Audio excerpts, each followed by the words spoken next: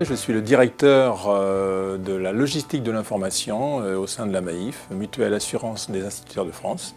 Alors, la logistique de l'information couvre deux fonctions importantes de l'entreprise. Une fonction courrier qui est le flux entrant et celle qui nous intéresse aujourd'hui, une fonction flux sortant qui est l'éditique.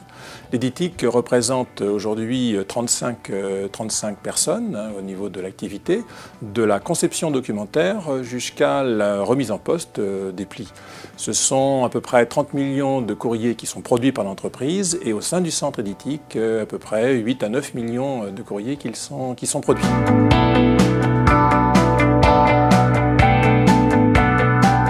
Le choix de RISO s'est imposé naturellement.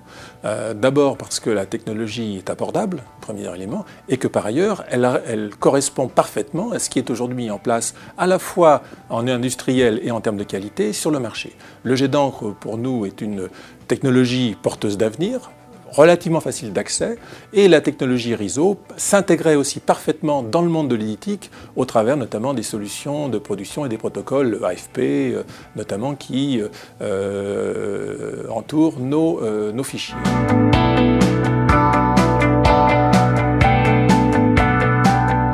Le choix de l'évolution vers cette technologie couleur et jet d'encre par rapport au savoir-faire, la technologie couleur, était lié effectivement à l'évolution des besoins métiers, à savoir être de plus en plus personnalisé au niveau du document.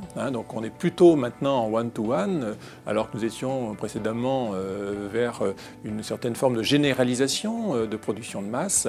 Aujourd'hui, on a un message beaucoup plus direct et qui mérite effectivement d'être agrémenté d'informations, voire d'images adaptées aux sociétaires auxquels on s'adresse. Donc je crois que c'est cette personnalisation qui finalement nous a poussé à intégrer la technologie couleur.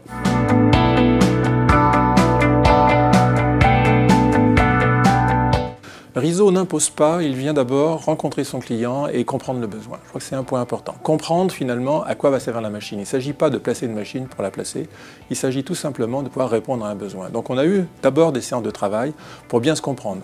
Il était important que finalement, pour RISO, de bien comprendre le besoin et de faire en sorte que ce qui allait être livré correspondait parfaitement à ce qui allait pouvoir être utilisé.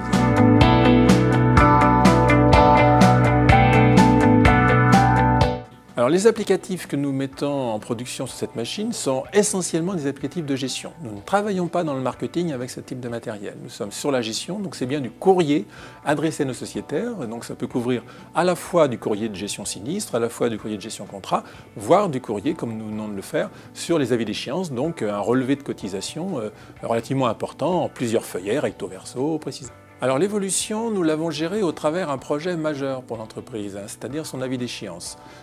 C'est quelque chose de très important, d'essentiel pour l'entreprise, puisque c'est la collecte de ses cotisations, donc c'est son chiffre d'affaires, disons-le comme ça, annuel.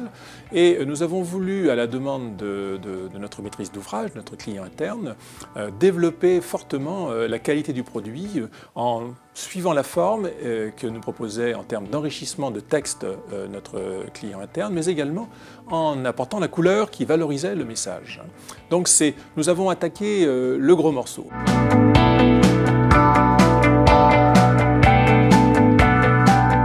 Aujourd'hui, ce que nous pouvons dire, après quelques mois de pratique et d'apprentissage, nous pouvons dire que nous avons réussi notre pari. Aujourd'hui, nous produisons sur la RISO des documents de gestion traités au quotidien au bénéfice des sociétés.